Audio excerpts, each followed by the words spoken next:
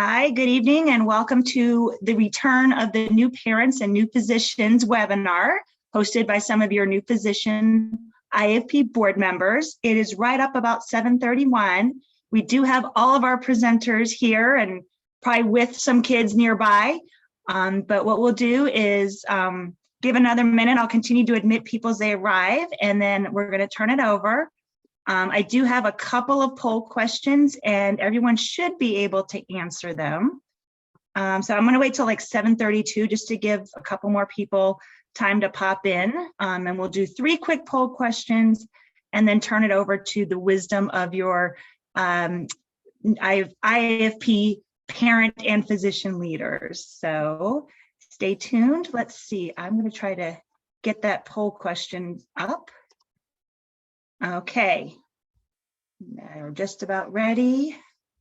I'm going to keep an eye on the waiting room and I'll let more people in, but in the meantime, all right, hopefully you can see the first question. Actually, you'll be able to do all 3 of them. So I'll just have you guys work through 3 of them. And when I see, and our panelists can answer them as well. Hopefully you can see them all.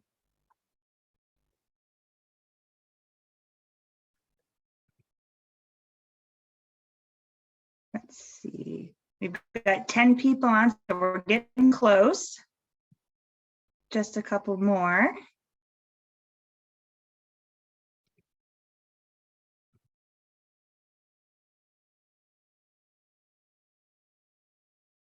Great.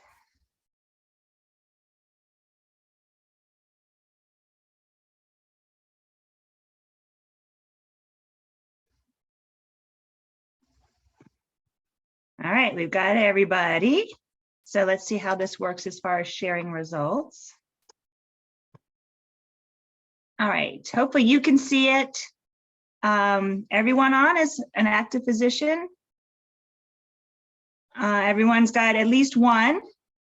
Nobody's currently expecting. Some of you have pets. And good. All right, excellent.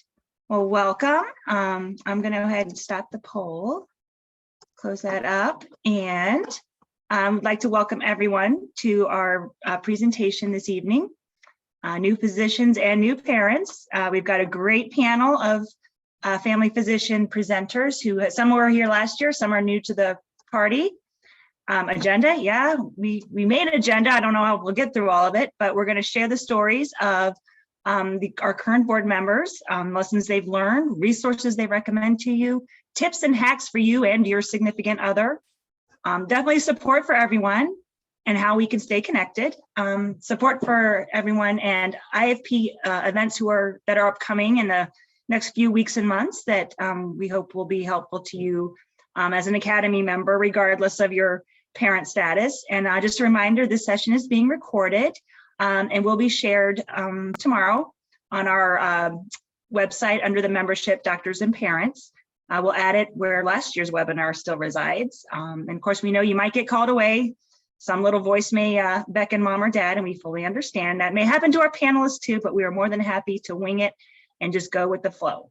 So that being said, let's get started with our first presenter, IAFP board member, Dr. Narain Akhtar. Take it away. Hi, how are you? Can you hear me? Yes, we can. Perfect. So my name is Narain Akhtar. I have a 16-month-old and her name is Seher. One of the things I learned as I was looking at pictures of this is that we need to take more family pictures. So this was actually at her first birthday. I have lots of pictures of her and a lot of pictures of her and my husband, and need to get more of, I think, all of us together. My spouse is a surgeon, so we both have fairly busy schedules. And then I put a bunch of resources and things here just to go over some stuff. What to expect when you're expecting.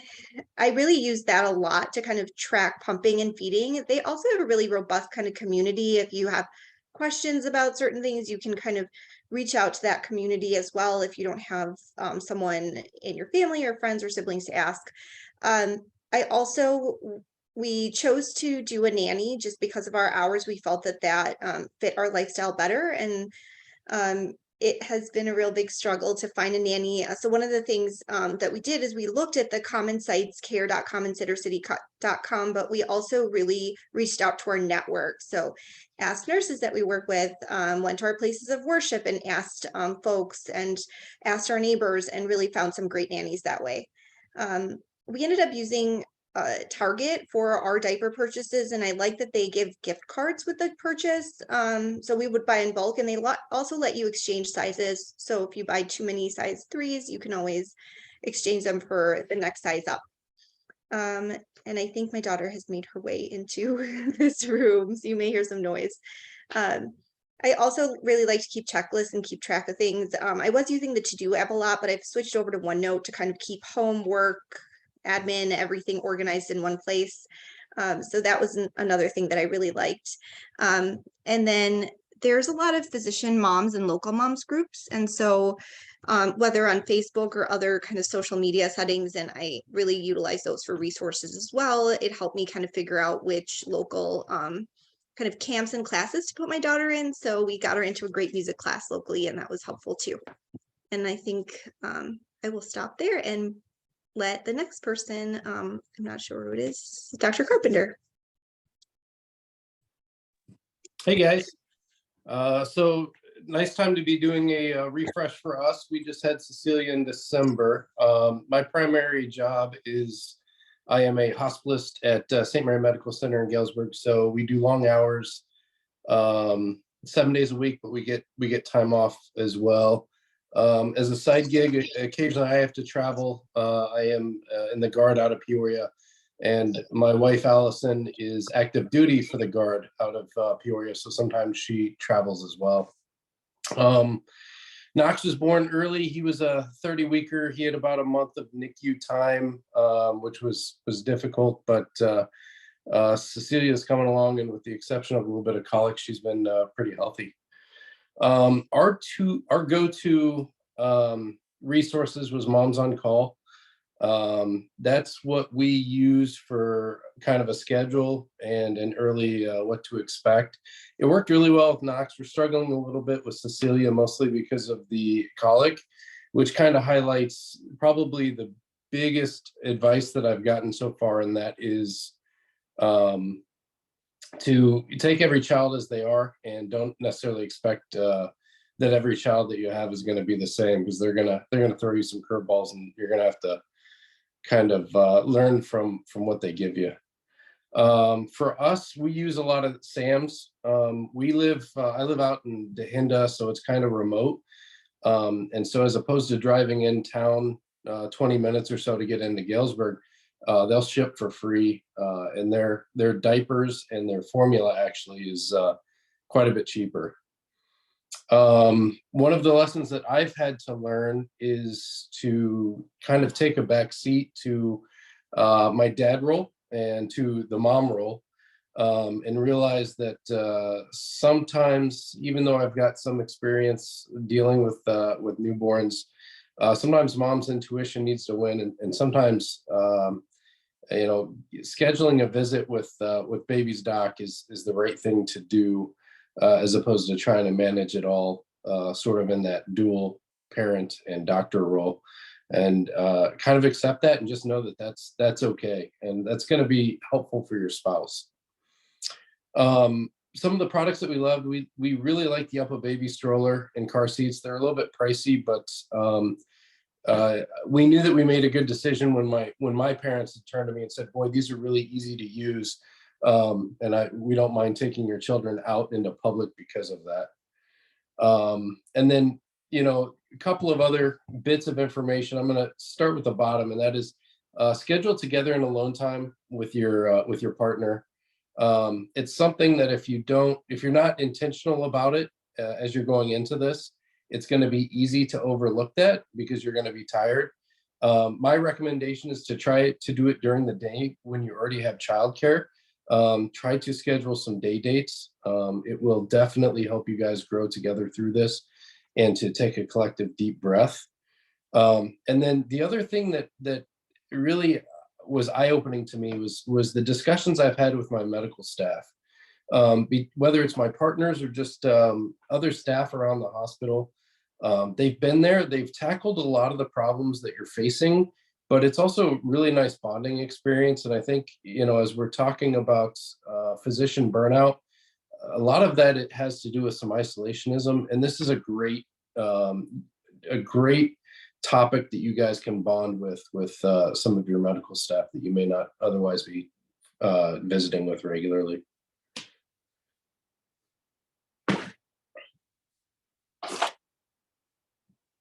All right, Dr. Madrell, are you ready to take the baton? Yeah, I don't know how much you're going to take my advice if you can hear my 3-year-old crying in the background, but I'm Becca. I currently work at Loyola in more of an outpatient setting, as well as in the medical school as the assistant family medicine clerkship director. I have a 3-year-old Blake and a 14-week-old daughter, Emily. So we're adjusting, and oh my gosh, I take what Dr. Carpenter said to heart, that every child is very different. And then my partner, my husband Dan, is an accountant, so kind of a different world. So it's hard not to get repetitive, but first of all, congratulations to all the new parents, if that's why you're watching this. That's very exciting. So I think for me, and currently I think saying yes to help has always been difficult in my type A self, kind of throughout medical school and kind of life. But I think now I'm fully embracing it, to any help that can come your way. I've said yes to lots of meals and things this time around that I maybe was a little bit more resistant to before. I kind of echo what Dr. Carpenter said, kind of connecting with both like physician moms. It's a kind of different world, but also as like with normal moms, with moms groups. It's been really helpful. It's kind of like you learn so much about kids as a physician, but when you have your own, it's like completely different. And having that network I've found have been really, really helpful. Kind of normalizing what I think is crazy because everyone else is going through it as well. So other kind of suggestions, just with kind of planning ahead. I've always tried to be a planner, but I think, whether you're a resident and kind of you find out you're pregnant and kind of what that means for maternity leave or paternity leave, and kind of same with once I went through it both as a resident as well as an attending, that kind of connecting with people who have gone through it to kind of get advice even before talking to your boss can kind of help having a plan and kind of knowing what to expect. Kind of from a feeding standpoint, kind of the same thing with kind of returning to work, but also there's this Facebook group called Dr. Milk that's kind of for only physicians who are breastfeeding or pumping. It has like a lot of great advice, as well as like a community to ask questions with. And then yes, childcare is so challenging. This pandemic is crazy. We use an in-home daycare, but I feel like every week we have a cold. And of course, my little one got RSV and was in the PICU from that. But it's kind of just always helps living close to family if you're able to do that, but always having kind of a backup plan. Or I'm lucky that my husband works from home, so that's always kind of an option for us. And I guess my last thing, and this is at least maybe my own mantra that I say to myself, that it is hard, but it's also really amazing and wonderful. And just to kind of embrace the chaos at this period of life with currently when we have toddlers and a semi-newborn. I think that's it for me. Dr. Sullivan, where are you again? Hi there, I'm Eric. I finished my residency last summer, and about 5 months before I finished my residency, Teresa was born. She just turned a year old, about 3 weeks ago, and now I work at Rush, mostly outpatient, and that's been great as a transition from residency. So having a baby in residency, I think was very challenging. Thankfully, My wife, Irene, at the time was in a different job than she is now, but she works as a lawyer, and she had a very generous maternity leave. So her maternity leave actually covered us all the way up until I finished residency, which made things a lot easier, at least from my perspective, once I had to go back.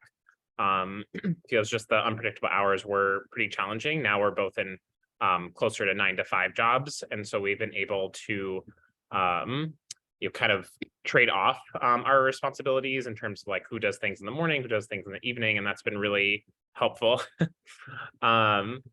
And I would say some of the things that were most helpful early on, the taking care of babies classes seem like pretty hokey when you're watching them. It's done by a lady who was a nurse. She's basically synthesized a lot of the most popular like recommendations from the major books that are out there to help with sleep. But it's a lot more digestible. We kind of watched them while my wife was still pregnant, and proved really effective, at least for us, to get her on a like good sleep pattern early on. And she still is a really great sleeper for us. And I feel like that was the hardest thing at the beginning, was the lack of sleep. And so anything that you can do to help yourself out and get them to sleep a little better, I think is helpful. And I think the Taking Care of Babies videos were really helpful in that regard. Some of the books I put there were also fun. I mean, the Bringing Up Bebe is more just like entertainment. It's just an enjoyable read as like a way to think about parenting philosophies and how they might differ in different places. So you can kind of start to think about how you're going to do things. I think that was just something that we liked talking about leading up to Teresa actually showing up. And then just like other things that I didn't include on here, I know something that was really helpful for Irene was she joined a new moms group shortly after Teresa was born. And that's been a huge resource even after the formal classes ended. So they met for about like 6 or 8 weeks, a group of like 15 women who had given birth in the like, kind of like 3 to 4 months before then. None of whom, Irene knew ahead of time, and were kind of from the like greater Chicago area.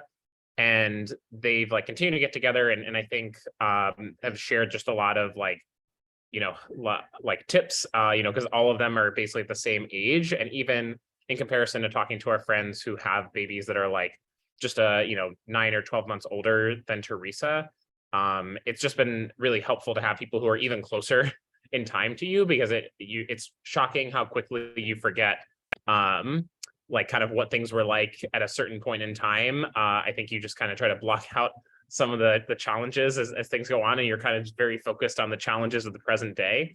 And so having, people who are all like right in that same frame of reference, I think has been really helpful. And I've kind of benefited by proximity of having that group that she's been a part of. So I think those are the main resources. I think, definitely just piggybacking on what everyone else has said about daycare, or just childcare in general. That's something we like continue to struggle with. We have a great daycare, but Teresa has been sick many times and there's no like emergency backup daycare. So thankfully we both have jobs now where it's pretty flexible for either where Irene is sometimes able to work from home or I'm able to take a sick day. And that sort of flexibility has been really key. And so I would just encourage to start thinking about those sort of things for anyone who does plan on having more kids or any kids in the future. It can be stressful to not really know what you're doing. So we now have a plan in place, which has been helpful on the days when we get a phone call like an hour after we drop her off that we need to come get her.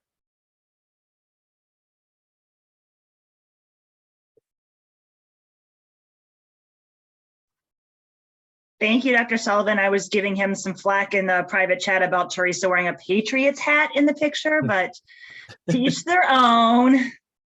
Okay, thank you. And we're going to bring on Dr. Mustafa Alavi, yet another young physician member, and Hey. with new pictures. Yes. Hey, everyone. Can people hear me okay? So I'm Mustafa Alavi. I'm a family physician, full scope delivering at Erie Health Centers. I'm also working with the residency here at the University of Chicago. My son was born in September 21. He's 18 months old. I had some cute winter photos from last year there, and this year our winter photos are me dragging him around in a cardboard box that I put tape around that like works super well for as a sled.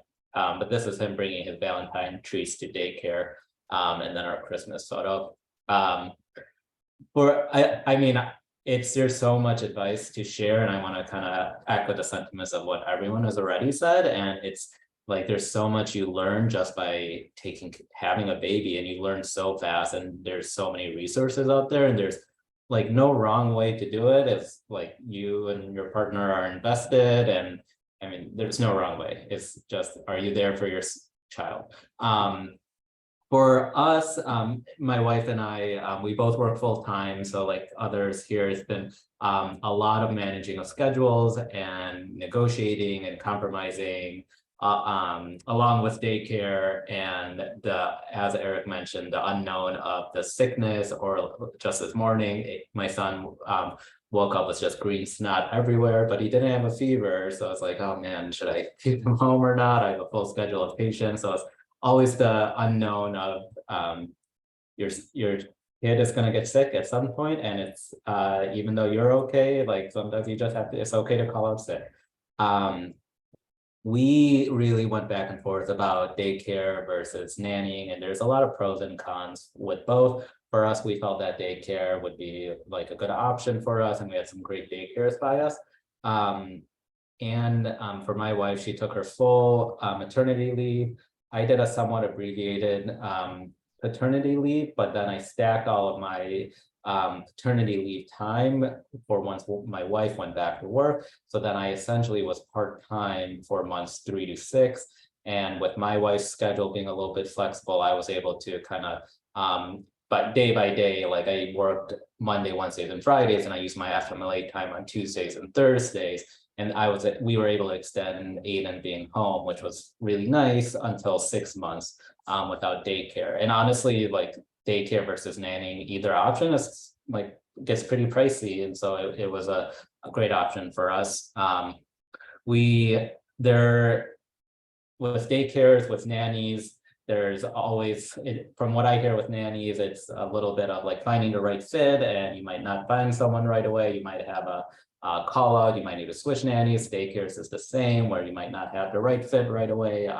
We didn't feel like our first daycare was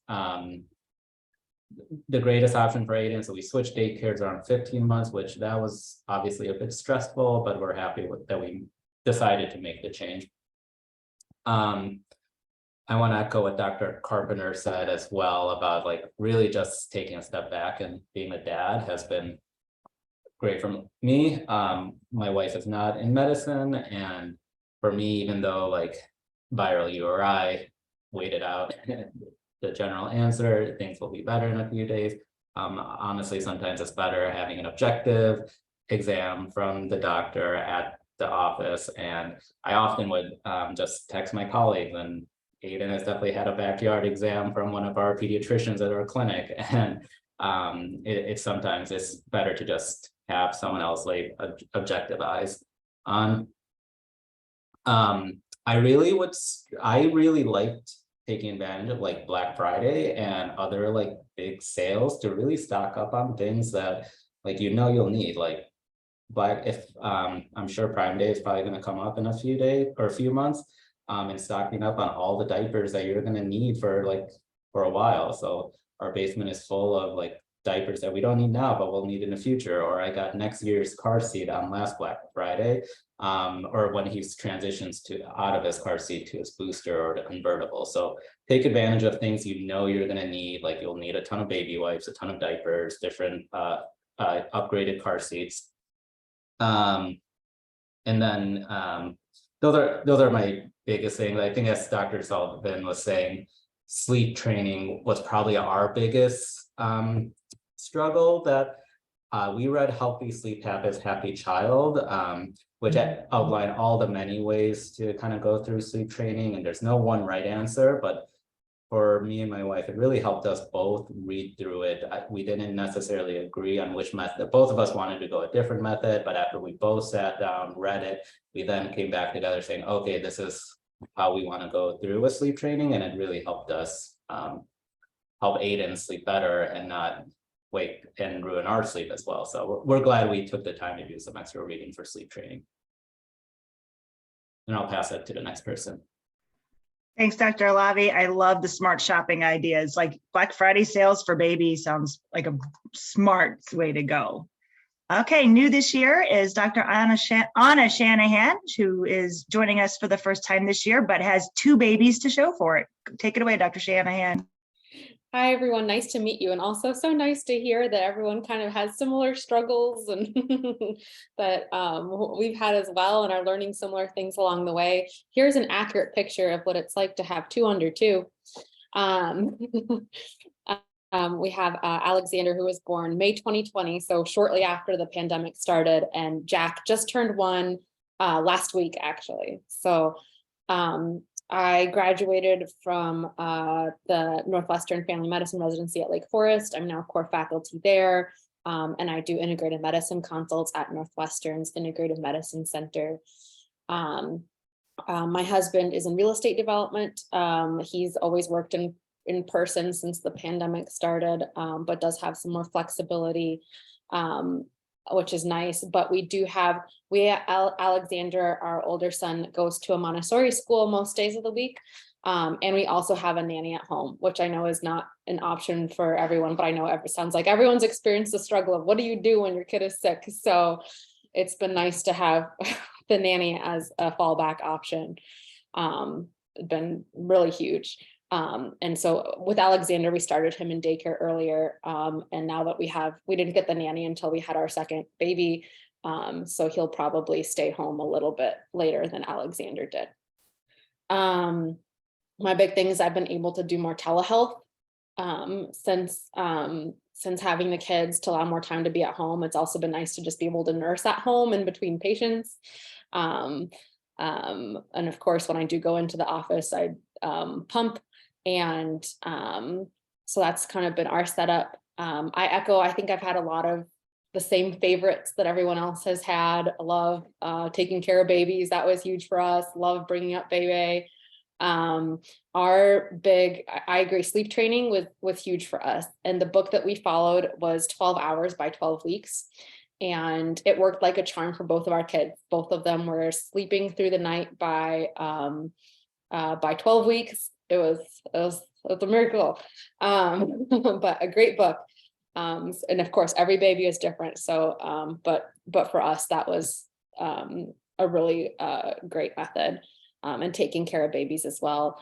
I sent in an Excel spreadsheet with like all of our favorites items. So if anyone wants that, it has everything from like, we agree with like the baby stuff, for us it was worth the price, everything to our more favorite books and more favorite items that we use. So if anyone wants that, please don't hesitate to reach out. I'm trying to think if there's anything else. I agree with, when our kiddos are sick, my logic goes out the window. So I always bring them into the pediatrician. And I second Dr. Carpenter and everyone as well about that, and Dr. Madrell about saying yes to help. And I think in terms of how we found our nanny, it was through a local Facebook group for the area, for working moms in the area. And one mom said she was moving, and so her nanny was looking for someone new. That's how we found her. And I think the only other thing I wanted to mention was my big thing that I kind of realized after having our first kid was I now have a hell yes policy, which is I don't say yes to anything unless it makes me go hell yes. So that's kind of how I've tried to work on my work-life balance. I think that's all I got. But again, please don't hesitate to reach out if you want. Yeah. Or to Ginny if you want a copy of like all our favorite stuff. Thanks, Dr. Shanahan. We have one more presenter, and then I also have secondary slides from some of you who provided even more resources. So we'll go through some of the additional tips that some of our panelists submitted beyond these first slides. I'm going to introduce our final panelist, Dr. Christina Dacus, who has been with IAFP since she was a med student, and she joins us this year. And then after she presents, we'll kind of go through some secondary tips that some of our presenters have provided. All right, Dr. Dacus, if you're ready, take it away. Yeah, thanks for having me. And also, I'm totally taking notes on what all you guys are saying. So this has already been really, really great for me. And obviously, we all are still learning all the time. But I have a bit of a different, I guess, perspective. So I'm Christina. I'm a rural full scope family medicine physician. I did a surgical OB fellowship. So I work in a critical access hospital a couple hours south of Chicago in Gibson City, Illinois. I have 5 other family med colleagues, and we run the OB floor. We have a pretty demanding OB schedule. I deliver about 4 to 10 patients a month of my own, and then I do full scope. It's mostly women and children in the office, but I see everyone else, and otherwise I'm mostly outpatient. My daughter Riley is 15 months old, and that's me with my husband Dan. I almost take 24/7 call. It's been really interesting. Just to echo what pretty much everyone else has said, I entered into my career thinking, okay, when I take on a new OB, I'm going to tell them. So I'm going to be the one that delivers you. And ever since I've become a mom, it's my conversation with them is transitioned more toward my goal is to be the one that delivers you. But I have 5 other colleagues who are wonderful, who might be delivering you if I can't make it. Which it's interesting. I never even thought that I would be saying that to people 3 or 4 years ago, but your priorities change so much. And the hell yes policy, oh my gosh, that is the truest thing I've ever heard. Like 100%, it's interesting, just everything changes. I don't see my slide, but I see Dr. Shanahan. So that's totally awesome. Unless, Jenny, did you change the slides up? Anyway, I can keep going. Anyway, Jenny, I can't see the slide. Do you know what happened with that? I can try to share them. I think she might have got kicked out. Oh, I can just keep going. That's fine. So I guess the next thing was, fun fact about me. I'm the first physician to take maternity leave in my hospital in 14 years. So we are a small hospital with not, thank you, Mustafa, we certainly are looking for more female physicians, and I have a very supportive group. It's just this, there aren't as many doctors, we're smaller, and this is something people don't do as often. So I was definitely navigating uncharted territory, facing interesting challenges like, okay, well, I'm going to take on new OB patients, even though I'm 8 weeks pregnant, because I don't know, I might miscarry. And then what do you do with those patients and who's going to manage them? And there were 5 other people, and I was blown away by how supportive and wonderful all of my colleagues were. So it works out, and I'm happy to talk more about that. But it was interesting kind of navigating uncharted territory. It's funny, Musa, thanks for pulling up my slide, but I really don't have recommended resources because I kind of just went for it without reading any books.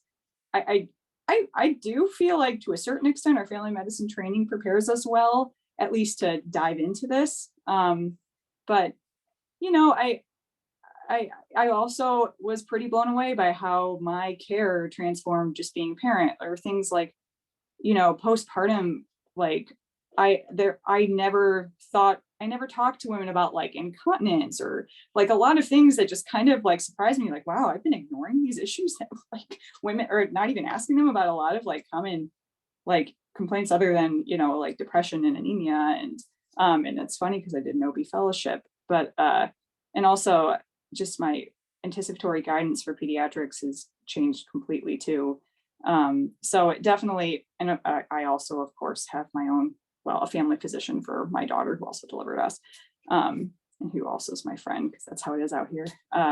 It's a small town, but also, everyone's talking about sleep training, and I really didn't sleep train at all. And it sounds like I've gotten a little bit less sleep than most people on this call, but a lot of books that I read, were like suggested that, or like had some pretty strong guidelines, like you shouldn't be nursing your kid to sleep, or and maybe I should actually look into some of the books you guys recommended, but I really just kind of wanted to follow her lead and do our own thing. And I nursed her to sleep every night. And honestly, it was our time together. And I think it helped our breastfeeding relationship. And she woke up, like, she still sometimes often wakes up once a night in the middle of the night, and I nurse her in our bed and she falls asleep in our bed. And you know what? That's what works right now. It's okay for us. Like, there's like this idea that you have to, I mean, gosh, 12 weeks, that's epic. But you know what? If what you're doing is working, like, that's okay too. And we really don't mind. Every kid is different. And I've been told by my patients, the first kid sleeps wonderfully, the next one has their own schedule. So I think it's okay sometimes to just follow your kid if that's what works for you and your family. In terms of lessons learned, I won't talk too much longer. I think, oh gosh, that the hell yes policy, again, setting boundaries. For me, right when I came back from maternity leave, I realized right away, like, I really needed to start stepping back from like some IAFP responsibilities that I had, or I was a volunteer preceptor for one of our residents that we had working at our hospital. And I just realized, like, I can't do this. I have to keep it simple. Inbox empty, notes done. Everyone's alive, patients are alive, and my patients need to be delivered, and then I'm going to get home to my kid. And I think when I finally started to accept that, it was a huge relief. And it's again, interesting how your priorities dramatically change. Support network. It's funny, your support network looks a lot like it's surprising how your support network will grow. I echo what Dr. Carpenter said about relying on your team. Gosh, my girls in the office would stop and be like, Dr. Dacus, you haven't pumped, sit down and pump. Like, or actually I had some of my office staff just help me with my baby registry because I was like so overwhelmed, I didn't know what to pick, and they were so excited to do it.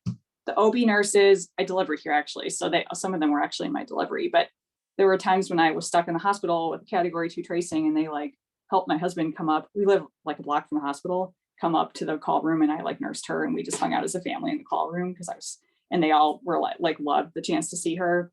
So yeah, your medical team really can become a part of your community. And of course, I forgot to mention, but my in-laws moved here.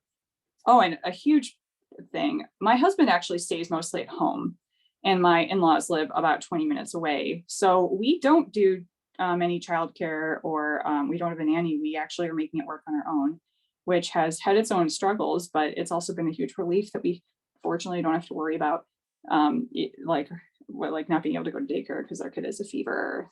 And I think Riley's gotten sick a little bit less for that reason. But of course, there's challenges. My husband stepped back from his career a little bit. He's a professional musician, and there are times when I find myself wishing I was home more, which is kind of interesting that that we're both he's wishing he was out working more sometimes, and I wish I was home more. So we've been balancing that as a couple. And also, your relationship changes too, and try to make time for one another, which try to do it all perfect. And it's a challenge every day, or it's a learning process every day. Trying to think what else I was going to say. And finally, just, I guess,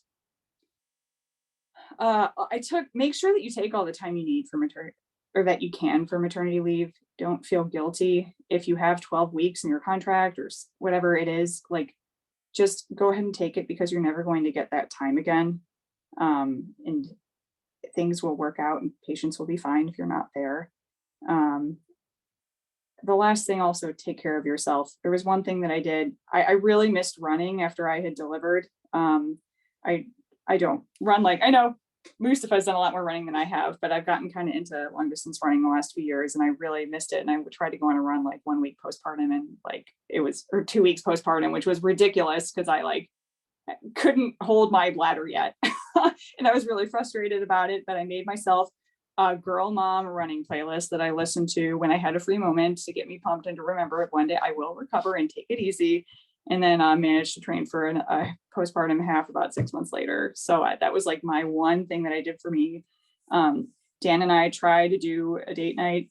We try to schedule it regularly, and we had his parents come watch Riley.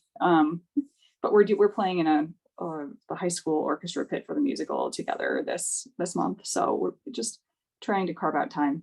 And I think that's all I have. Thank you so much, Dr. Dacus. And sorry I got internet bombed out of my own meeting. Thank you, Dr. Lavi, for picking up the slack and sharing the slides. Thank you so much. I am back, and hopefully AT&T will allow me to stay till the end. And now as promised, we have some additional tips that some of our panelists have provided. So we'll just go through the slides as Dr. Alavi plays cleanup for me. And Dr. Akhtar, why don't you go through the next ones you have on the screen here?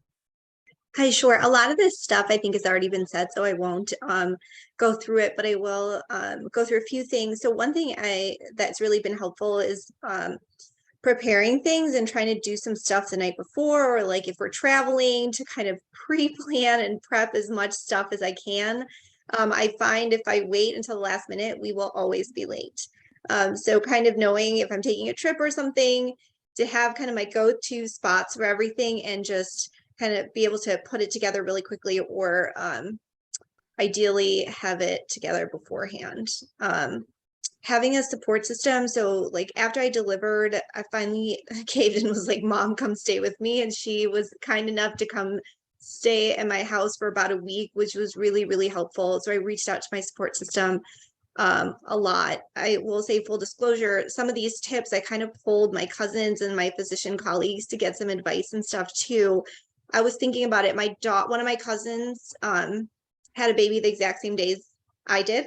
So our daughters are the same age with the same birthday. And then I was looking at my first cousins. We have a huge family, and there's 50 kids, 90% of which under the age of 10 when we get together for family events. So it's a lot of fun, but it's crazy. And definitely they've given me a lot of helpful advice. So reach out to your support system. Delegating tasks has been really important for my life as well. Like I said, my husband's a surgeon. He has long hours. He's really busy. And dividing and conquering with him has been clutch. For example, last night I had a really long day at work, had to get dinner on the table for us. So I heated up my daughter's dinner, and he fed her while I got our dinner prepared. So really just kind of working together as a team and communicating what our needs are in that moment has been helpful. One of the pieces of advice a lot of people kind of gave me, and I think that's been helpful too, is there is no such thing as kind of perfect. So redefining expectations of not only yourself, but just kind of what you think it's going to be like. To Christina's point, I agree. Like my kind of tips and approach to moms and babies and postpartum visits has been completely different after having my own child than prior, kind of regurgitating textbook stuff. I was like, I don't even know what I was really talking about then, until you really go through it. And then one of the things that's helpful for me is we had an issue with the nanny that I had hired kind of at the last minute, canceling on us. And I was able to kind of extend the time. So I didn't go back after my 6 weeks. I was able to take 2 extra weeks and really kind of find a way to get back to work in a timeline that was better suited for our family's needs.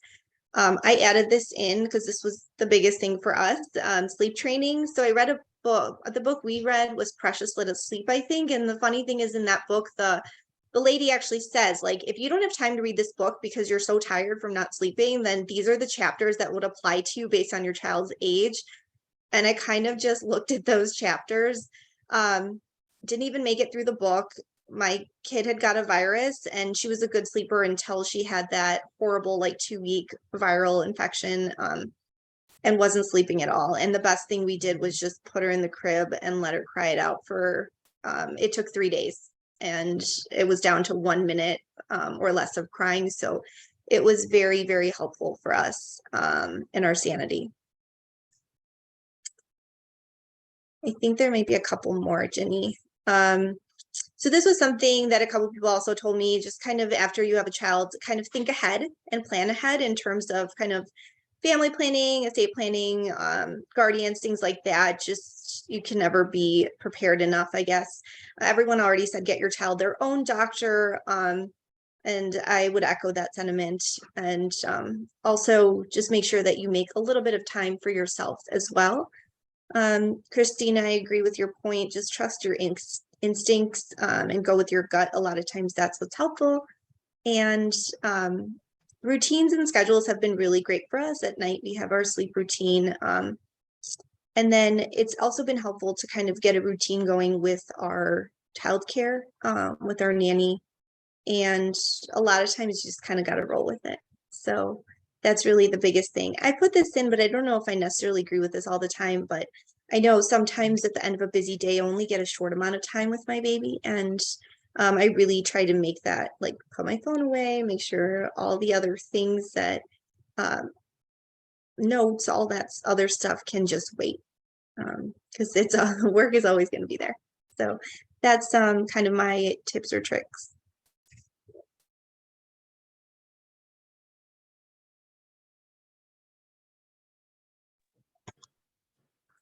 All right. Yeah. The gist of mine, from my experience, is just figure out what you can do to be a partner as a dad, especially in the early going. A lot of it is sort of skewed towards mom time.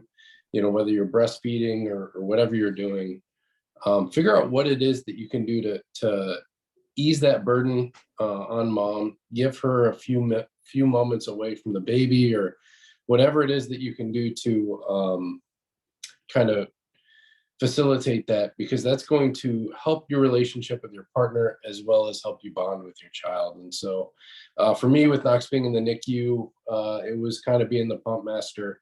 And the thing that I would brag about was that when we came home, Allison had to call me when I was at work to figure out how to clean the pump. Which was that's kind of that was what I was most proud about with bringing Knox home. For moms, you know, watching my wife go through this, the struggle with the contrast between motherhood and busy life and occupation is difficult. You guys have kind of already touched on it, but talk about it openly. You never know where you're going to have someone, you know, be able to provide some perspective to you, and you don't know who you're going to potentially help just by bringing to light that's a common struggle. I think it's something that sometimes people don't talk about, but I think it's pretty common. I don't think that there's anyone that escapes going through these things without having that struggle, especially in medicine.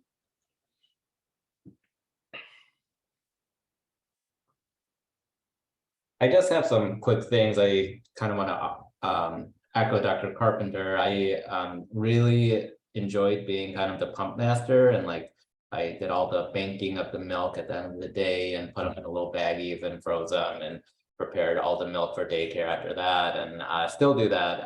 And I really enjoy doing that. I'm also the poop master of the house, so I get the privilege of doing all the dirty diapers, and even if my wife is home, and so it's kind of my job. And I recently found this product called Series Chill, and I'm not like an endorser, I'm not getting paid for them, but it's a breath milk chiller that I found over Christmas, and I honestly wish I found it earlier on.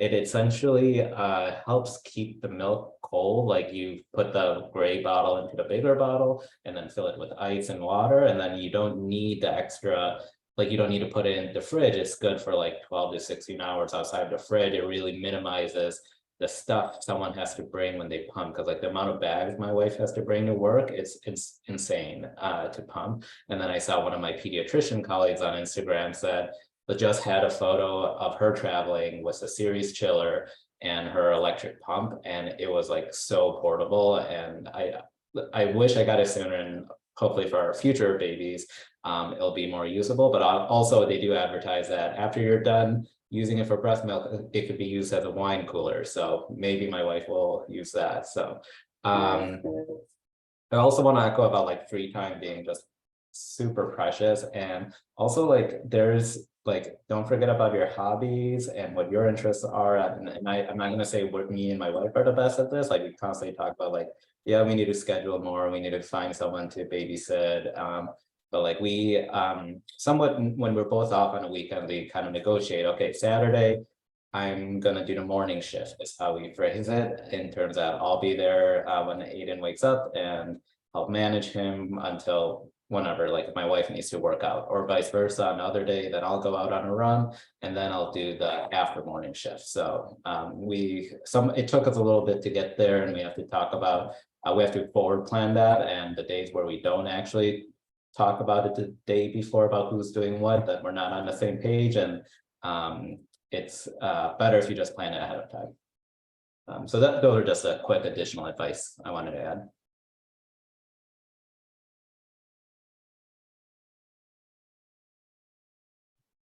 I think I mentioned most of this. Oh, one great thing about having a nanny. So oftentimes our nanny is great in that our goal is to spend as much time with our kids as possible.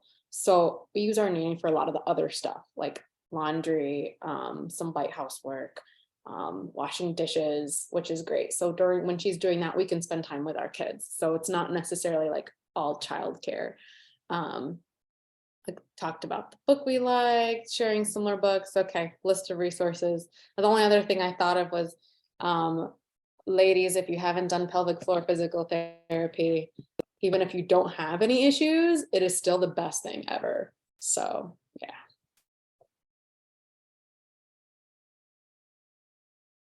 Oh, here they are. Here's my extended Excel spreadsheet. So again, anyone who wants this, please feel free to use. I can't, we have like our favorite wipes on here, our changing pad, our like bathtubs that we use, my favorite pumping gear, other books that we like, nail care, you name it. So kids don't need a lot to be, stimulated. So all of this is, one piece of advice that I heard that I really liked was, if it doesn't make your life easier or less stressful, don't buy it, because there's so much out there that gives you some additional information that you don't need and that can just make anxiety worse. I'll leave it at that.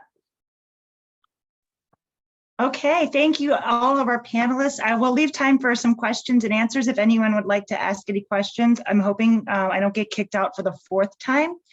Here's just a couple of things. We do have an e-list in our membership system where all of y'all can email each other at any time. This is the actual email address if you're already on it. If not, just log into your profile and under membership, and then you'll go to log into my profile and you can add yourself to this list, and then you guys can email each other anytime you like, round the clock, as I know some of you are awake around the clock. Mustafa, can you go to the next slide? And here's some upcoming events I want to make sure you know about. Our Health Equity and All Policies webinar on March 15th. This meets the new Illinois requirement on implicit bias training, and it will be presented by our own Dr. Javed Orgain, past president of the Illinois Academy, a past leader of the American Academy of Family Physicians, and quite an impressive resource on this topic. We are doing Spring into Action, which are our live lobby days in Springfield. We will be back in Springfield for the first time since 2018, so we're really, or 2019, I should say. So registration's open for that. We're adding a practical and adolescent psychiatry series in April and May, so dates to come and registration. And then essential evidence update is our fast-paced, up-to-date best practices CME that we'll do virtual this year. And our White Sox game is on the calendar.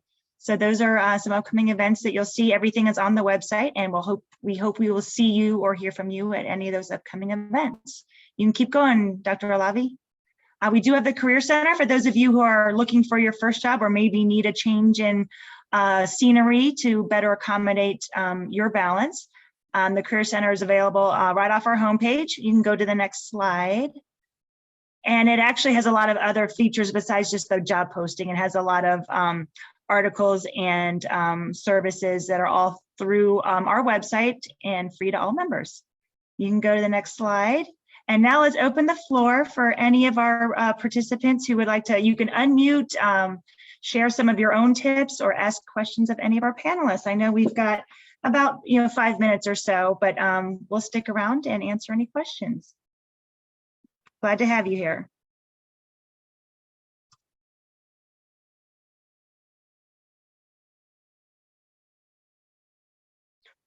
Or if you have kids screaming in the background, you can always put a question in the chat.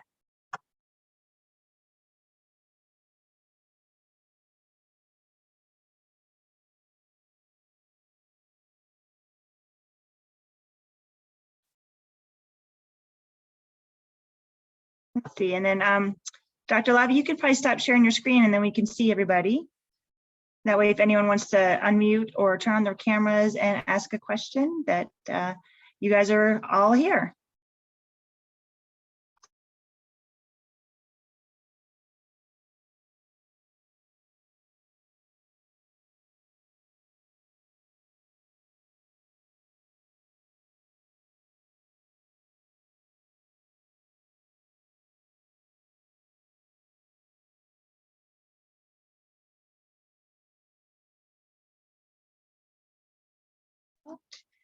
All right. Well, it could be that everyone is wiped out or tucking children into bed. But just a reminder, everything was recorded somehow, probably between myself and Dr. Lavi and everyone. All these slides and resources that will be shared out to all members. And we hope that you got a lot out of this. My children are 18 and 15. So if we ever need to do a series on how to deal with teenagers, I'll be happy to contribute. But in the meantime, you guys shared a lot of things that I wish I had known or had been available to us back in the day. But otherwise, I would like to thank everyone, all of our new physician board members. In fact, I'll throw out one question that I had. All of you are leaders in your academy and most likely other aspects of your career. How do you do it? How do you do it? How do you include leadership in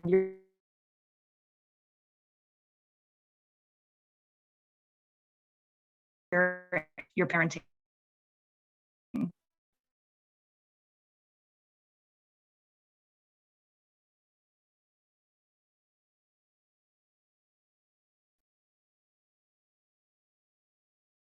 Anyone wants to take that question on how leadership can still be possible while doctoring and parenting? I guess I can go. I think for me, it's similar to what Anna was saying about like, it has to be the hell yes. Like, I think for me, it's even though I have less time as I definitely did as a student, or honestly, even as a resident, it feels like doing the work outside of clinic really engages me, and I really like the work that IAFP does and just advocacy in general. And like, I wish I could do more, but like just even being involved as a leader, I think it kind of gives me that extra thing of this is why I'm a family doctor and this is how I can help patients outside of the day-to-day of doing clinic care.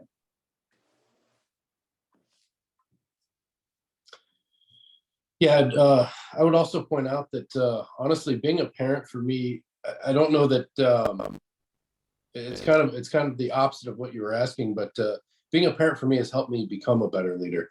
I'd been in leadership positions prior to this, but really started to understand some of what a leadership role was because of my children. In times of stress, when you're sleep deprived and you can't figure out how to solve problems, that's when you learn how to solve problems, when you're really stressed out and you're sleep deprived and you've got a 4-year-old that's screaming at you or whatever. And coming up with unique ways to try to get your 4-year-old to eat asparagus or broccoli or whatever the task is for the day can help you with your patients. It can help you with your medical staffs. It can help with all of these different things. And so I actually found that the opposite was true, that being a parent helped me become a better leader. Excellent, thank you. Just to piggyback off of that, I have a co-site medical director, and the amount of times, who's a pediatrician, the amount of times in terms of being a leader and helping manage many different people at our clinic, the amount of times she utilizes skills that she says, this is similar to when I help raise my kids and setting boundaries and clear expectations, and it translates to other aspects. Awesome.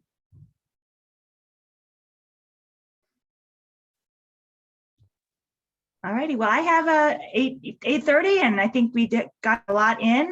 Thank you to everyone for taking the time, for sharing all your wisdom. And we look forward to seeing a lot of you at a lot of upcoming IAFP events, and everyone have a wonderful night. Take care. Sleep well. I hope you all sleep well tonight. Thank you. Thanks, Jeannie.